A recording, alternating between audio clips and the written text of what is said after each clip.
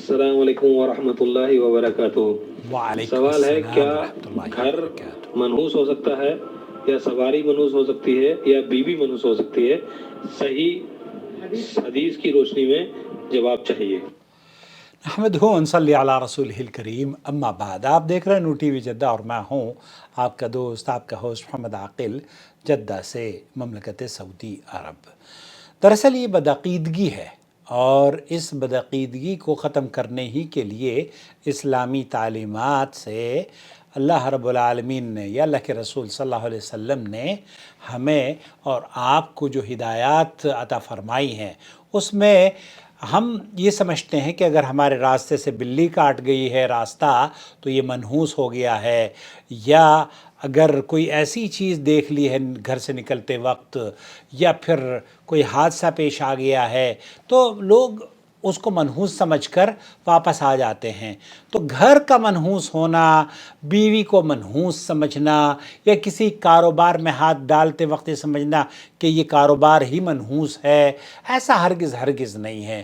اللہ کے رسول صلی اللہ علیہ وسلم نے یہ تمام باتیں ایام جاہلیت سے، دیوبند ہمارے یہاں جو بڑا ادارہ ہے نا ہندوستان میں، اب اگر ہم اپنی بات کریں تو چونکہ یہ ساری بدعقیدگیاں انہی لوگوں کے یہاں ہوتی ہے جن کا تعلق انہی مکتب فکر کے یا احناف کے یہاں ہی اکثر اس طرح کی برائیوں نے جنم لیا ہوا ہے۔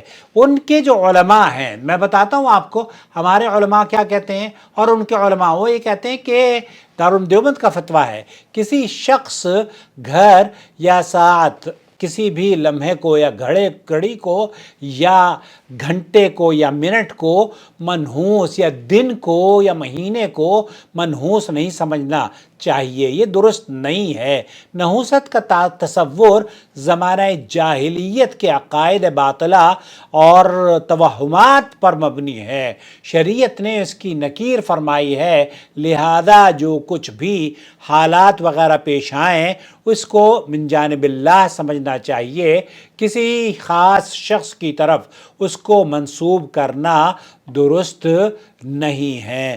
اللہ کے رسول صلی اللہ علیہ وسلم سے صحیح مسلم کے اندر بھی نہ آپ علیہ السلام نے، ہمارے یہاں تو جو سفر کا مہینہ ہے اس کو بھی لوگ یہ سمجھتے ہیں کہ جناب سفر تو صفر کر جاتا ہے، پھر بدھ کو بھی کچھ ایام جاہلیت میں لوگ برا سمجھا کرتے تھے۔ اسی طرح سے آج کل کے دنوں میں بھی بلی کاٹ جائے راستہ، یا الو کو دیکھ لیں، الو کا سمبل، اب آپ بتائیے کہ آکسفورڈ جو دنیا کی نمبر 1 یونیورسٹی ہے، اس کا سمبل الو ہے۔ الو کو لوگ یہ سمجھتے ہیں کہ یہ منحوس ہوتا ہے۔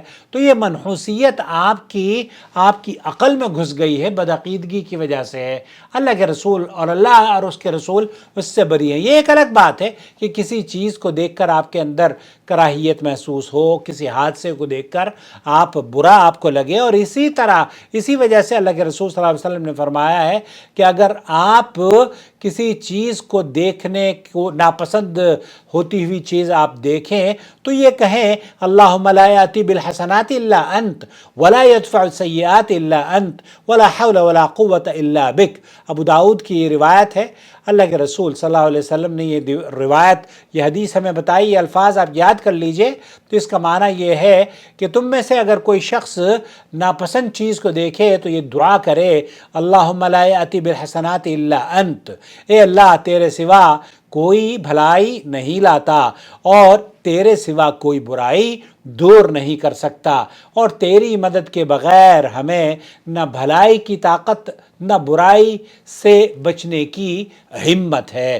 تو یہ اللہ کی طرف سے ہے، اور اللہ رب العالمین ہمیں اور آپ کو برائیوں سے اور ہر طرح کی بیماریوں سے، شرک سے، اور یہ جو خاص طور پر اس طرح کے توہم پرستی ہے، یہ توہم پرستی ہے۔